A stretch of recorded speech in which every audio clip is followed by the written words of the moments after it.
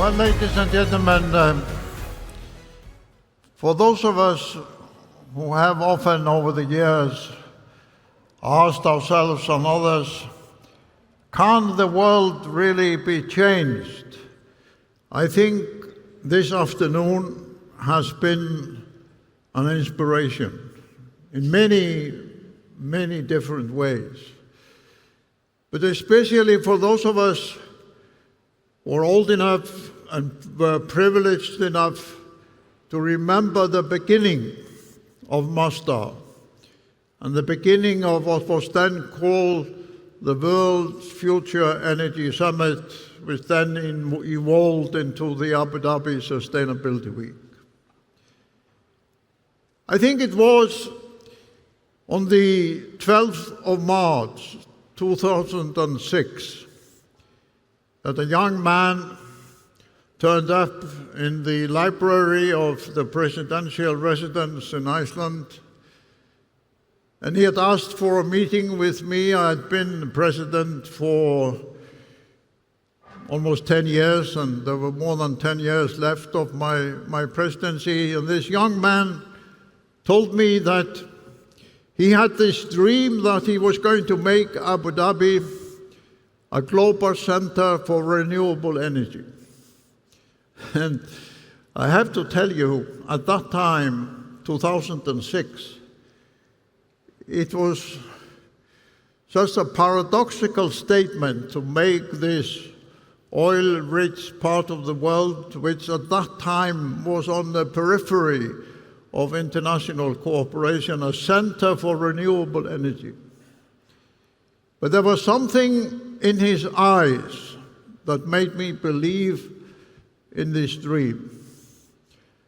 So when the first World Future Energy Summit took place in January of 2008, I think I was the only of the so-called Western leaders who actually turned up. Because the rest of my colleagues in Europe and America and elsewhere, quite frankly, thought it was a PR stunt. Abu Dhabi, the center of renewable energy, tell me another. And then, few years later, I came to the building site of Masdar out there in the desert, close to the airport, where this young man had his office in a container, and was building this concrete proof that it was indeed possible to create cities with zero emission and zero waste. And we all know, as we heard today, the rest of the story.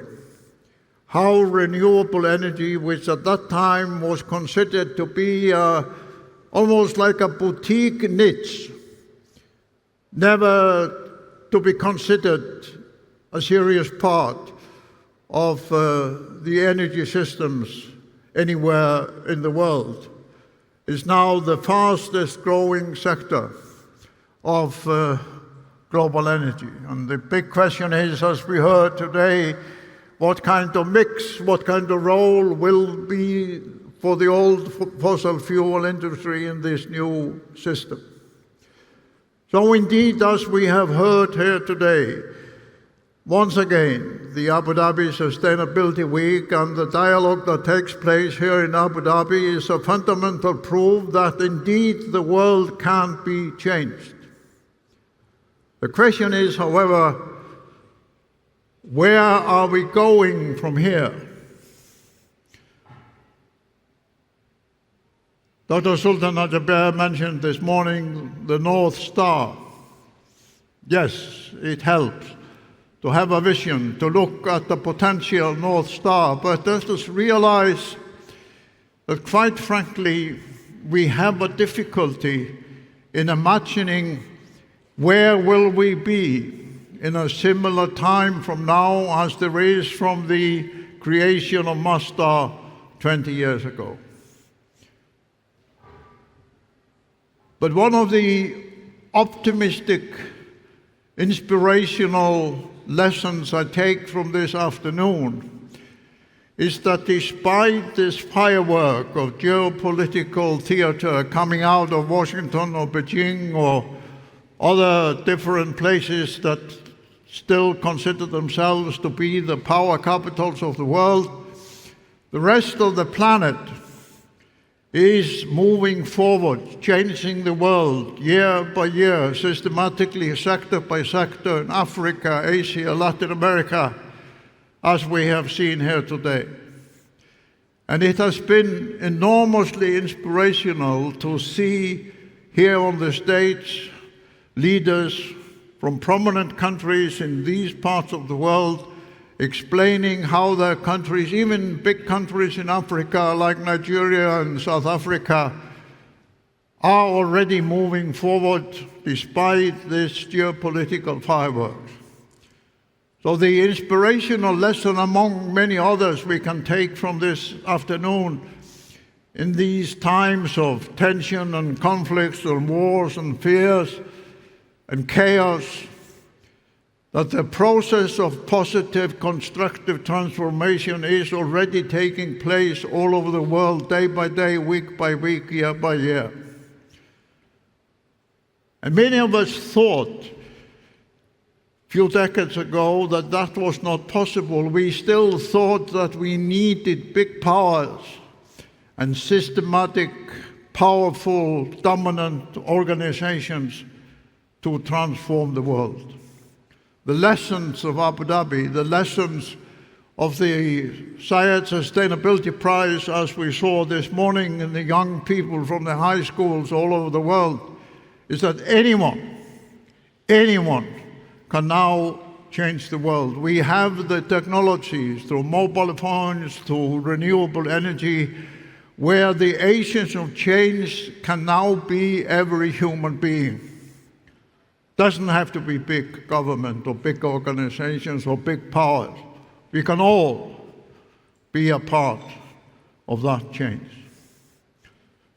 But it still leaves the question, where will we be? Where do we want to be in 20 years' time, around the middle of this century? And I tell you, my friends, that is not a long time. It's about the same time as has passed since Masdar was founded. It's about the same time that I served as president of my country. It passes quickly, I can assure you. But what I found missing in this dialogue here today is a crucial part to the answer, where will we be and where do we want to be in 20 years' time? Because around the middle of this century, 2/3 of humankind will live in cities, 2/3. And 3/4 of humankind will live in Asia and Africa.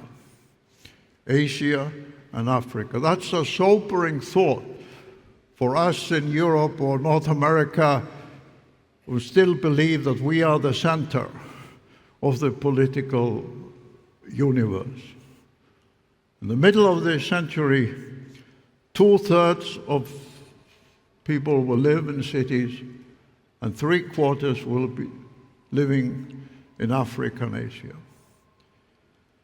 And already, even more so, in 20 years' time, already over 50% of the energy requirement in the world is for heating and cooling cities.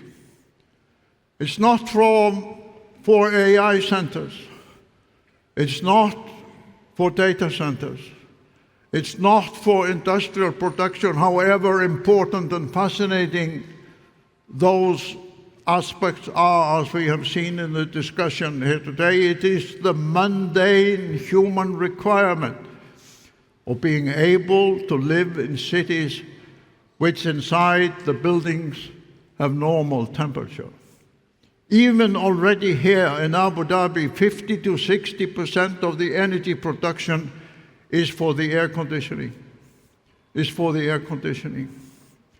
So the big energy challenge in the next 20 years and in the second half of the 21st century, when 3/4 of people will live in Africa and Asia and 2/3 in cities, and a big part of that in mega cities of 5, 10, 15, 20, 25, 35 million people, is the energy requirement for heating and cooling buildings. And there, as a lesson from my own country, the energy resource which has never been mentioned here today, never been mentioned here today on this stage, is not the sun or the wind or the oil or the gas, but the fireball inside the earth, the energy which we call geothermal. We can already harness that, as my country and many others like China and others have proved, in a cost-effective, brilliant way to give people comfortable living at affordable prices. And one of the things that both China and President Trump agree on, there are not many things which they officially now agree on, but one thing they both fundamentally agree on, the new American administration and the White House and the leadership of China, represented by President Xi Jinping, is that geothermal has to be a critical part of the future energy mix. So my friends, I leave you here with this question, which will require not just another day or another week, but a concentration, systematic by all of us at every Abu Dhabi Sustainability Week, is how can we harness the fireball inside our planet in order to meet this fundamental energy requirement of the future, which will take more than 50% of the energy produced. How the people in cities all over the world can have the same comfortable living through the heating and cooling of their buildings as we have enjoyed here this afternoon. My country was one of the poorest countries in Europe when I was born. Now it's in the top categories in the world in almost every measurement of economic and social progress, primarily because of how we harnessed the heat inside the ground. And that can be done everywhere in the world. And my final thought is this: having had the privilege not only to serve my own country, but also be a partner of Abu Dhabi for now almost 2 decades, and being very familiar with Singapore, these 3 locations, Iceland, Abu Dhabi, Singapore, were all in the first decades of my life among the poorest countries in the world. They are all now beacons of success in almost every field of human endeavor. So in these times of chaos and depression and fear and geopolitical fireworks, I think what we have seen here today and in previous gatherings in this great part of the world, Abu Dhabi, and what my own country and countries like Singapore can bring to the table is we now need a new coalition of small, successful countries to prove to the world there is an alternative way. That we can indeed do this together, because we now have the means to make every one of us an agent of change. Thank you all for being part of that endeavor, and I hope you leave here with the same inspiration as I got here today. Thank you.